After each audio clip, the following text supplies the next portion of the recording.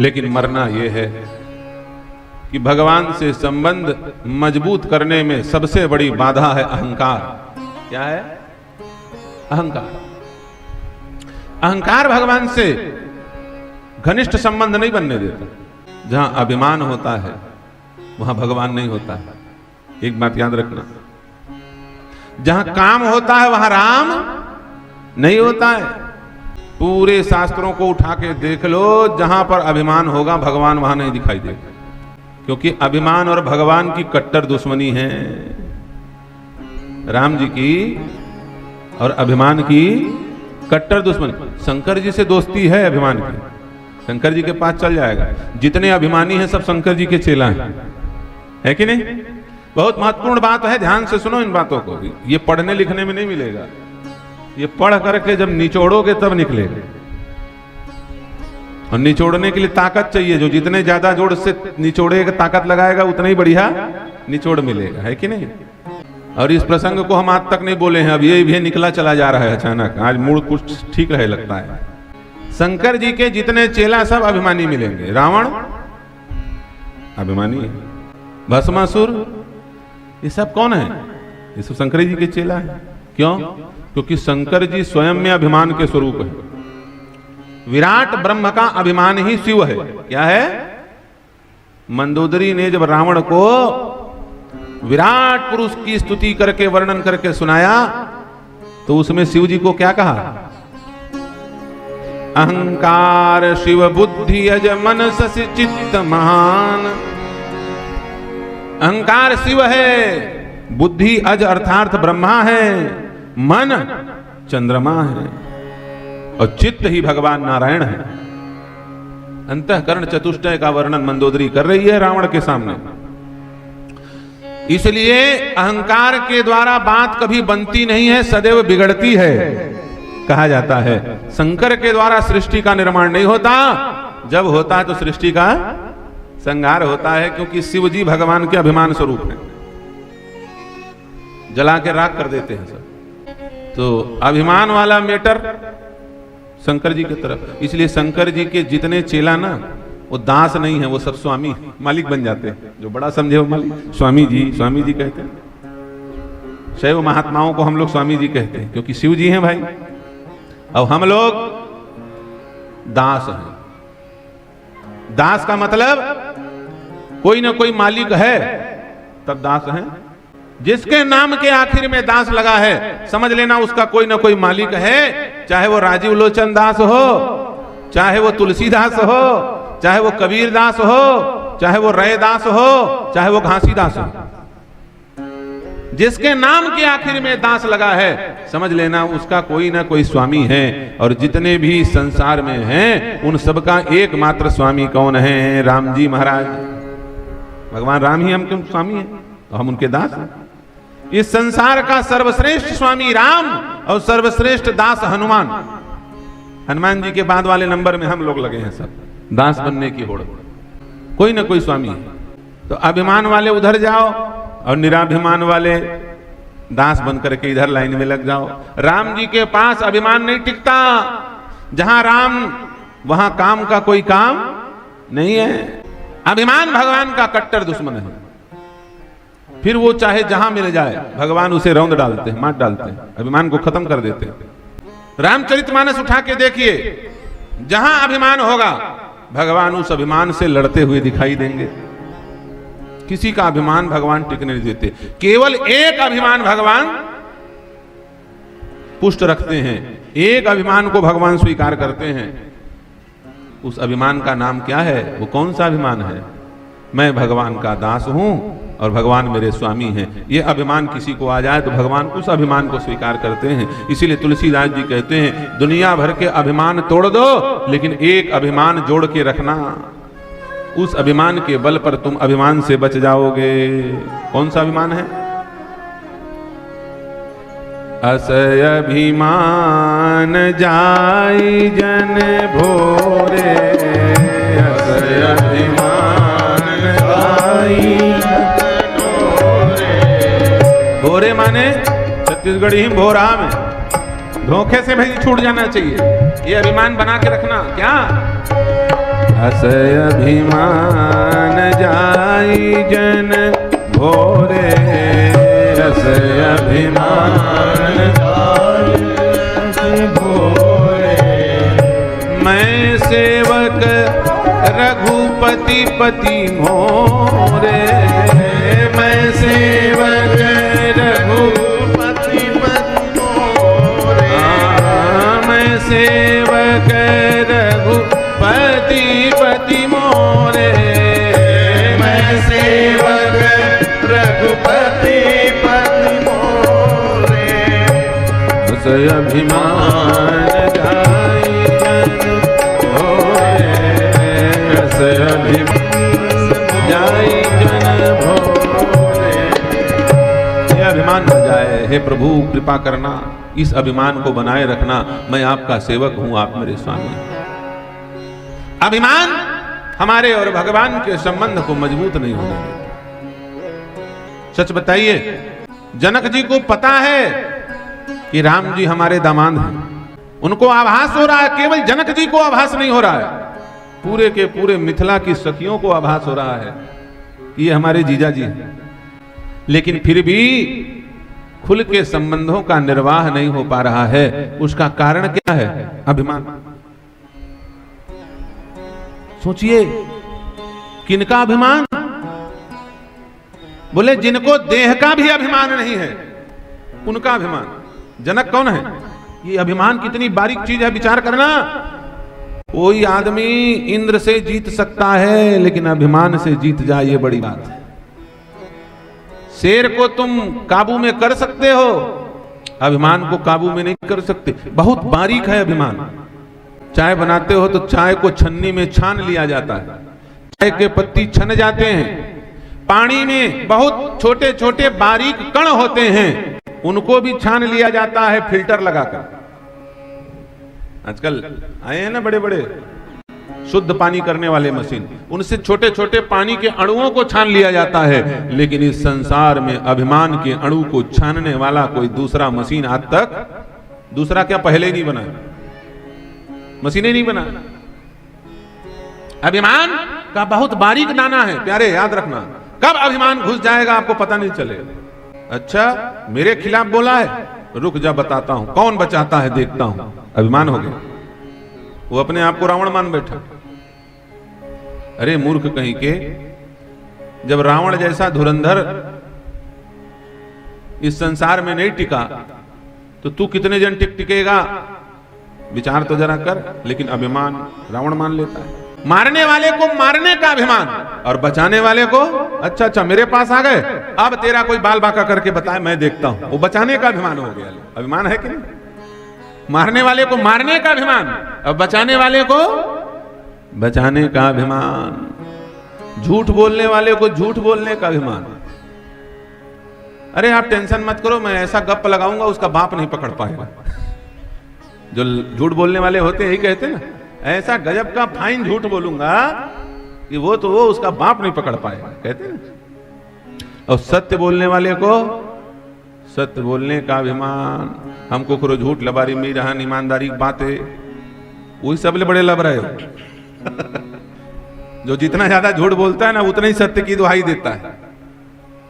जो ज्यादा चुगली करते हैं ना वही कहते हैं हम कोखरो चुगली चरी मी रहन भाई, दे बात आगे बोला था, वो पक्का चुगल ही नहीं होगा जो बोल रही है। झूठ को झूठ का अभिमान, सत्य को सत्य का अभिमान, अहंकारी को अहंकार का अभिमान, और सरल को सरलता का अभिमान। कई लोगों को सरलता का अभिमान हो जाता है। अरे महाराज जी हम तो आपके चरण सेवक हैं, कुछ नहीं है, सब ये ऐसा ऐसा, और थोड़ी देर बाद पता चले भाव काट के खड़ा हो जाएगा। सरलता का भी अभिमान हो जाता है, लोग सहजता का अभिमान हो जाता है। अभिमान बड़ा कठिन, इसे छान पाना बड़ा कठिन। सोचो, देवराज इंद्र को मेघनाद ने जीत लिया था। जीता था कि नहीं जीता था माताओं? जीता था तो ऐसे, नहीं जीता था तो ऐसे। जीता था ना? देवराज इंद्र को मेघनाद ने जीत लिया था। और उस मेघनाद को हनुमान जी महाराज ने एक मुक्का जड़ा खींच के चारों खाने चित्त हो गया। हनुमान जी ने मेघनाद को जीत लिया, हालांकि मरा नहीं, फिर लौट के आया। विभीषण घबरा गया। राम जी से विभीषण ने कहा, प्रभु ये इंद्रजीत आ रहा है, इंद्रजीत अतुलित बल धामा, ये बल का समुद्र है, चला इंद्रजीत अतुलित जोधा, ये दारुण भट्ट है, साधारण व्यक्ति नहीं है, इससे कौन बचाएगा रामादल की सेना को। राम जी ने कहा, विभीषण चिंता मत करो, वो इंद्रजीत है और उस इंद्रजीत को जीतने वाला मेरा इंद्रिय जीत हनुमान खड़ा हुआ है। जितेंद्रियम बुद्धिमताम वरिष्ठम। इंद्र को जीतना कोई बड़ी बात नहीं, इंद्रियों को जीतना बड़ी बात। दूसरे को तो जीत लोगे, अपने आप को जीत के दिखाओ ना। चलो चाय छोड़ के दिखाओ, अपने आप को गाली देना बंद करके दिखाओ, घूस खाना बंद करके दिखाओ, गोचर भूमि जोत के रखे हो छोड़ के दिखाओ। हो गए रामायण सिरा के भी मेरा यार ले दे के 3 हरिया जोते तनोल महाराज छोड़वाए बार आगेगा, वही पैसा चढ़ा दे वो चढ़ोतरी का हाथ महाराज हो जाओ हमारे संग में जेल है नहीं। गोचर भूमि को ये 2 नंबर की कमाई को छोड़ के दिखाओ, तब हम माने रामायण सुनने वाले हैं सब लोग। हम केवल आप लोगों को नहीं बोल रहे हैं, क्योंकि आप लोग तो यहाँ 1000 लोग सुन रहे हो, ये जो कैमरा चल रहा है ना इसमें 10,000 लोग सुन रहे हैं इस बात। दूसरे को जीतना कोई बड़ी बात नहीं है, अपने आप को जीतना बड़ी बात है। हनुमान जी ने दूसरों को नहीं जीता, उन्होंने अपने आप को जीता। जितेंद्रियम बुद्धिमताम वरिष्ठम, इसलिए वो जितेंद्रिय है। लेकिन एक बात याद रखना, वो जितेंद्रिय हनुमान मेघनाथ को जीत सकते हैं, लेकिन अहंकार को नहीं जीत पाए। उस अहंकार ने एक मुक्का मारा खींच के हनुमान जी को, हनुमान जी लड़खड़ा के आकाश से नीचे गिर पड़े। किससे नीचे गिर पड़े? आकाश से। जानते हो कि नहीं जानते हो? कथा नहीं सुने होगे, जो नहीं सुने होगे वही तो सुनाने आए। इतने बड़े बड़े धुरंधर लोग यहाँ आकर के चले गए हैं। पूज्य श्री राजेश्वरानंद रामायणी जी, पूज्य गुरुदेव भगवान भी आके चले गए। अब कुछ बाँचे नहीं हमारे मन बरझारन पोछन कुछ कहीं सुनाबो खोज खाच के, है कि नहीं भैया? जिस समय हनुमान जी संजीवनी बूटी लेकर के लंका से लौट रहे थे, भरत जी की दृष्टि हनुमान जी की ओर पड़ी। और एक बात याद रखना, साधु को 1 कोस की दूरी से देख के जान जाता है कि कोई साधु आ रहा है। जाके जहीं पर सत्य सने हो, सोते ही मिले न कछु। साधु का दर्शन साधु के लिए बड़ा लाभदायी होता है, इसलिए संत को खोजता है। साधु को पहचान जाता है।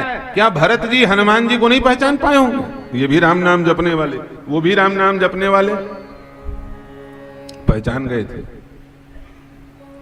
बोले पहचान गए थे तो फिर बाण क्यों मारा? भरत जी ने कहा यही तो बात है, पहचान गए थे इसीलिए बिना फर का बाण मारा, नहीं पहचाने होते तो फल वाला बाण मारते।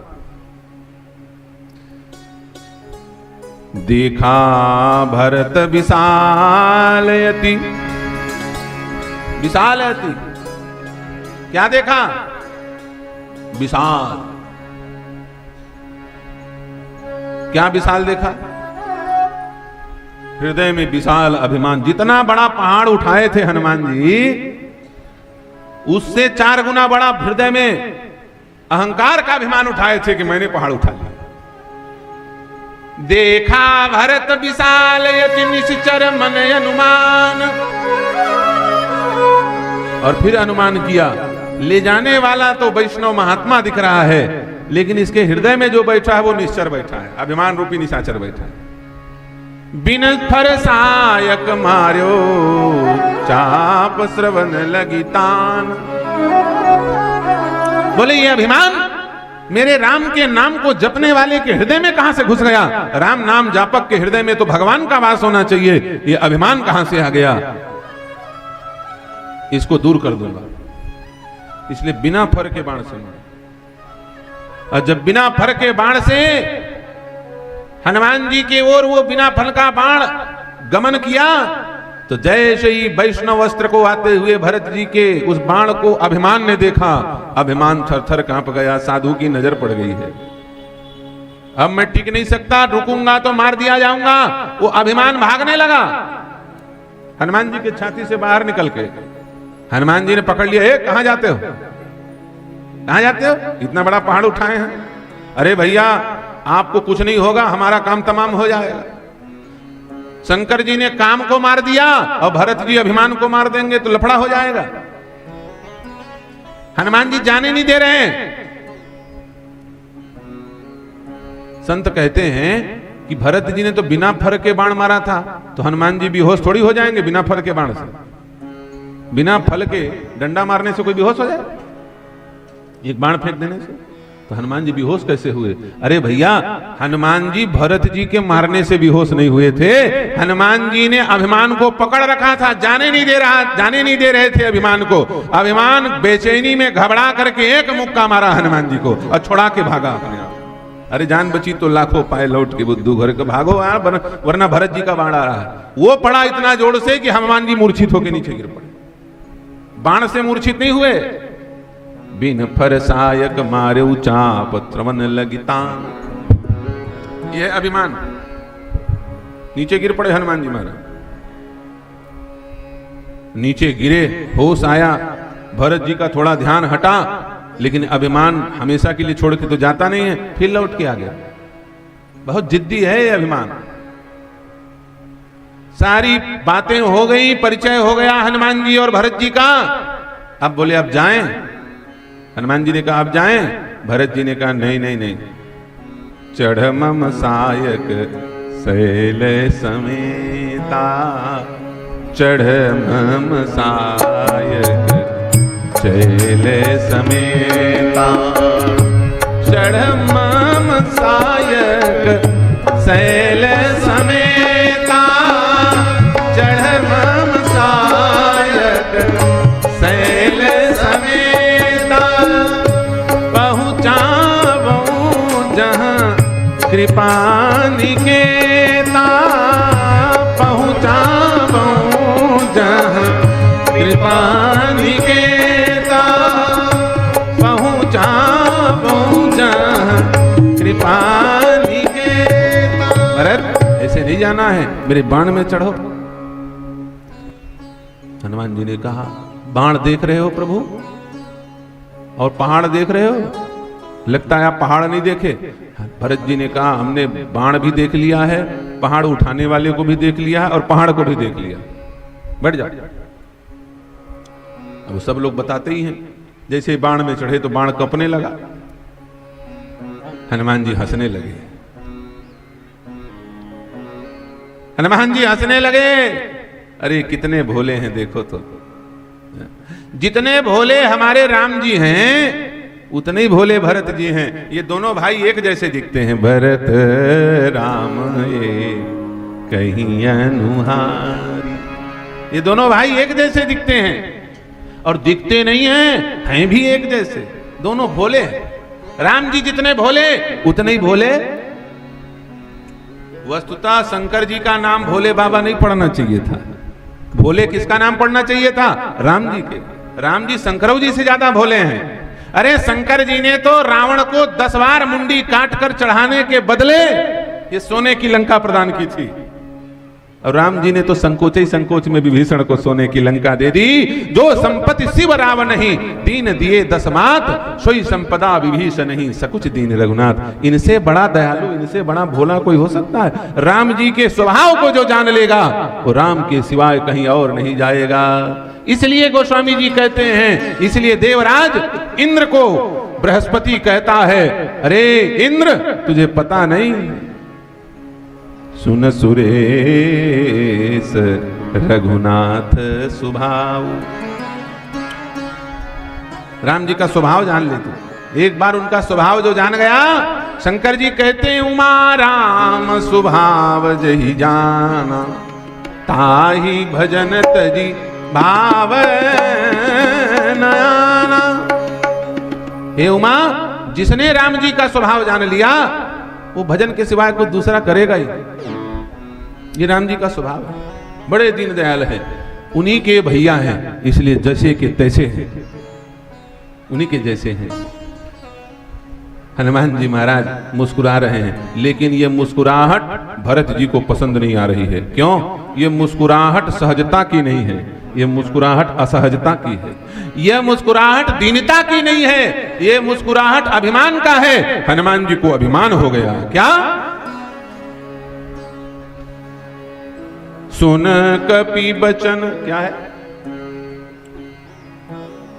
मोरे भार चलई किमि बाना, सुन कपि मन उपजाय अभिमाना।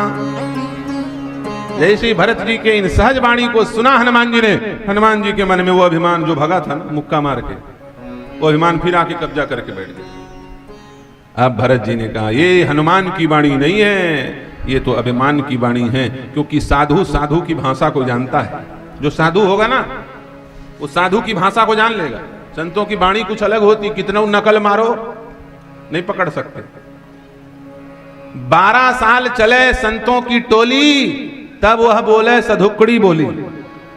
12 साल कम से कम साधुओं के गुरु के साथ रहोगे, लंगोटी धोगे, बर्तन मांजोगे, उनके चप्पल पादुकाएं चरण पादुका उठाओगे, आसन बासन रासन की व्यवस्था बनाओगे, दिन रात शरीर से छाया जैसे लग करके चलती है वैसे रहोगे, तब संतों की बोली सीख पाओगे। संतों की बोली बड़ी कठिन है, संतों के जैसे बोल पाना बड़ा कठिन है, सब लोग नहीं बोल पाते।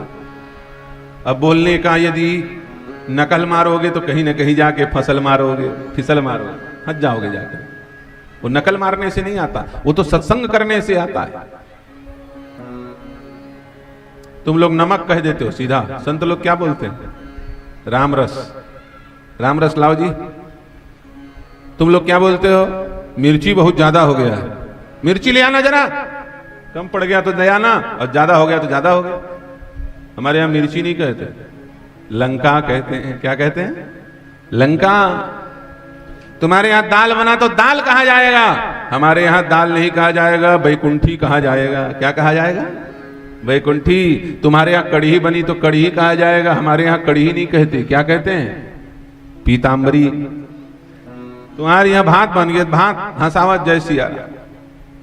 तुम्हारे यहां भात कहते हैं, हम संत लोग भात नहीं कहते, हम लोग महाप्रसाद कहते हैं। क्या कहते हैं?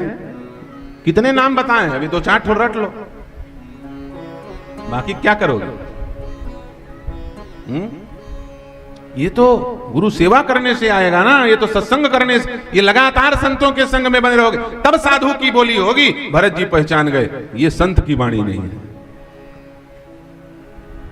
सुन कपि मन उपजाय अभिमाना, सुन कपि मन उपजाय अभिमाना, मोरे भार चले किमि बाना, मोरे भार।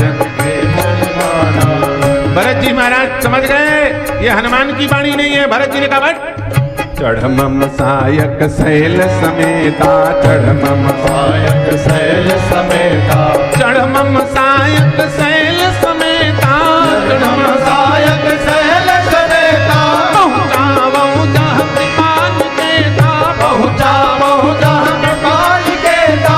गियर बदल दिया भरत जी ने। जैसे उनको अभिमान हुआ, भरत जी ने कहा तुम दिखा रहे हो, अब मैं अपना अभिमान दिखा रहा हूं, बैठो तुम पर्वत के सहित मेरे बाण में जरा। बाण कपने लगा, हनुमान जी हंसने लगे। भरत जी ने कहा बोले ये बाण क्यों कप रहा है जानते हो? हनुमान जी ने कहा पता है, वजन नहीं झेल पा रहा है, टूटने वाला है। भरत जी ने कहा अरे भैया हनुमान तुम समझ नहीं पाए, गाड़ी में कंपन ज्यादा कब होता है? या तो बिल्कुल खाली हो या एकदम ज्यादा ओवरलोड हो। इसका मतलब हनुमान जी ने कहा ओवरलोड हो गई क्या गाड़ी? बोले नहीं, अभी गाड़ी बिल्कुल खाली है। ऐसे 10-20 ठो पहाड़ उठा के लाओ, द्रोणाचल उठा के लाए हो, महेंद्रगिरी उठा के ले आओ, सुमेरु उठा के ले आओ, कैलाश उठा के ले आओ, ये जितने पर्वत हैं महेंद्राचल इत्यादि इन सबको उठा के ले आओ और इस बाण में ला करके रख दो। ये बाण तुमको राम जी तक पहुंचाएगा, इसमें कोई भी संदेह की बात नहीं है। अरे ये 2-4 पहाड़ की कौन कहे, ये संत का बाण है। संत के बाण के भरोसे ये 2-4 पहाड़ नहीं, पूरे के पूरे ब्रह्मांड को पार लगाया जा सकता है। संत के बाण में ये क्षमता है। संत का बाण क्या होता है? संत की वाणी, वाणी ही तो बाण है। सच बताओ, संत अपने वाणी की बदौलत भव से पार करा सकते हैं। ये बाण नहीं, ये वाणी है। संतों के वाणी में ये सामर्थ्य है। कि वो पूरे जगत को भवसागर से पार करा सकते हैं। सच बताओ, ये रामचरितमानस क्या है? ये रामबाण ही तो है, ये संत की वाणी ही तो है। कितने लोगों को भव से पार कराया होगा रामचरितमानस ने, कोई गिनती है? भरत जी महाराज भी तमतमा के बोले, चढ़ मम सायक सैल समेत, मम सायक सैल समेता, मम सायक सैल समेता, सायक सैल समेता। पहुंचाओ जहाँ कृपा निकेता, पहुंचाओ जहाँ कृपा निकेता। थोड़ा सा अकड़ के भरत जी ने क्या बोला, हनुमान जी पसीना पसीना हो गए, सारा अभिमान चला गया। हनुमान जी चरण में गिर पड़े। हनुमान जी ने कहा बस हो गया इलाज, अब मुझे समझ में आई ये बात। क्या? अरे भैया, भरत जी के पास ही भेजने के लिए राम जी ने मुझे ये लीला कराई। लक्ष्मण जी को संजीवनी दिलाने की कोई आवश्यकता नहीं थी।